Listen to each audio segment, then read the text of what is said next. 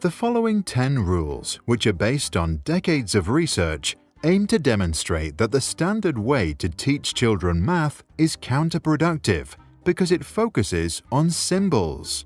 To be able to think mathematically, however, means not to think in symbols, but to learn to think in relationships. Math can't be taught. Just like we can't learn ping pong from watching videos, children can't learn math from reading textbooks or listening to a teacher.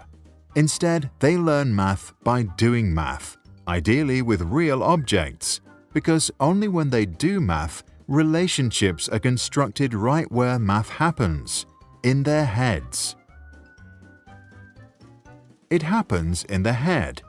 Whatever is on paper is merely a representation of mathematical thinking that happens in the brain, just like musical notes. What is on paper is just a representation of music that actually happens when someone plays the piano. To be a good musician, it's not enough to be able to read the notes. We also need to practice a lot. The same is true for math, which is why practicing mental arithmetic is so important. Math needs years of practice. This becomes clear when we look at how children learn to understand a number, say 8. Not the symbol 8, but the idea of the quantity of 8. To internalize this seemingly simple idea, children need a lot of practice in 2 skills. First, they need to learn how to create order, and then, later on, how to create hierarchical relationships. Let's look at order first. Construct order. When 4-year-olds learn to count, most have trouble ordering objects in their heads if the things they count are unevenly distributed. Sometimes they skip objects, then they count the same ones twice. To do it right, children have to learn how to construct order in their heads. This seems easy, but actually takes our brains a lot of practice. Once children learn to order objects in their heads, they can put them in relationships. Hierarchical relationships. As children construct order, they count the objects as follows: 1, 2, 3, 4, 5, 6, 7, and 8. As they do that, the number 8 represents the 8th place in the order. In other words, 8 always includes 1, 2, 3, 4, 5, 6, 7.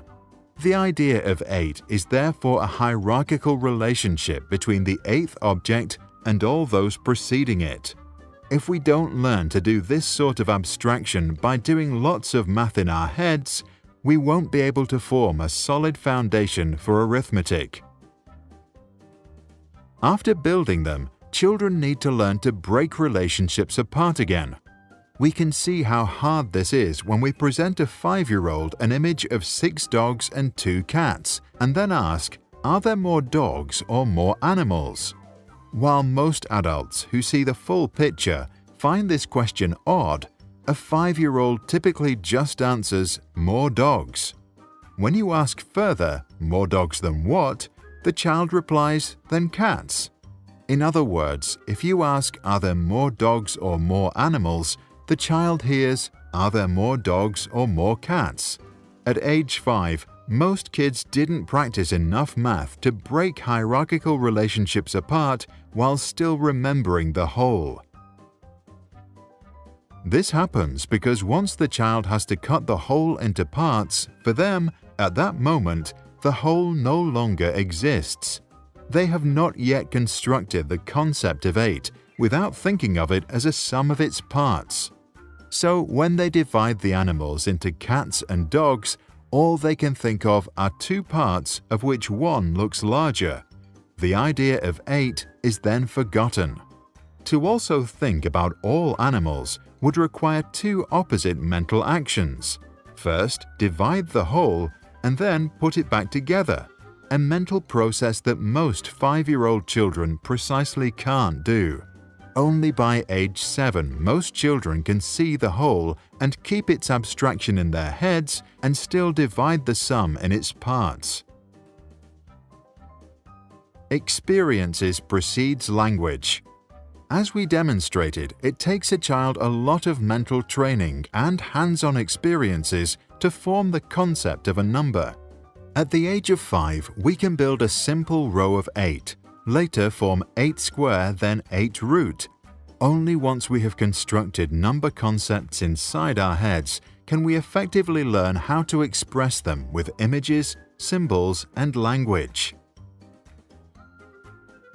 Math can be expressed in different languages. 100,000 years ago, we used objects to express our mathematical thinking. Later, we used images. Around 1,000 years ago, we began to reduce images to Arabic numeral symbols. In future, we might replace symbols with bits or express math in graphic simulations or games. In other words, while math thinking always happens in our heads, the language that represents our thinking is evolving. Most people don't have math but language problems. We know, for example, that 11-year-old unschooled street vendors are often highly proficient in complex money transactions but incapable of doing paper and pencil arithmetic. This phenomenon, known as street mathematics, shows that when smart kids struggle in school, they often just can't express their thinking in symbols. Their brains can do math but have language problems. One way to solve this is to do it your way.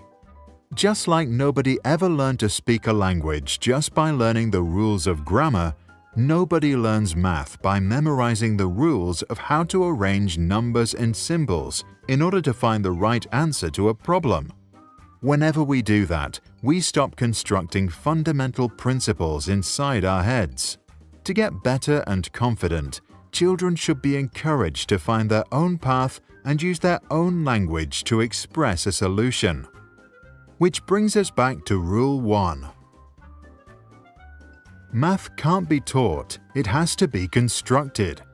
If we want to learn math, we have to do math in our heads, ideally with real-life experiences.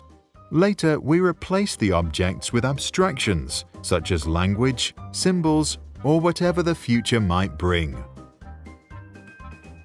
The ideas presented in this video are based on the work of Jean Piaget, Constance Camille, Keith Devlin, Georgia de Clark, and Jerome Bruner, who all contributed immensely to the body of work and research on how children and adults learn math. If you want to get better at math today, join Keith Devlin from Stanford University and over 100,000 students from all around the world in his free course on Thinking Mathematically. See the descriptions below for more details and links for the research.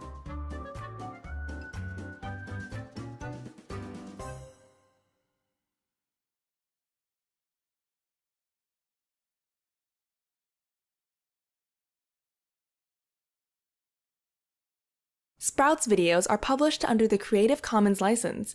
That means our videos are free and anyone can download, edit, and play them for personal use. And public schools, governments, and nonprofit organizations can also use them for training, online courses, or designing new curriculums. To help us stay independent and support our work, you can join our patrons and contribute. Just visit patreon.com/sprouts. Even $1 can make a difference.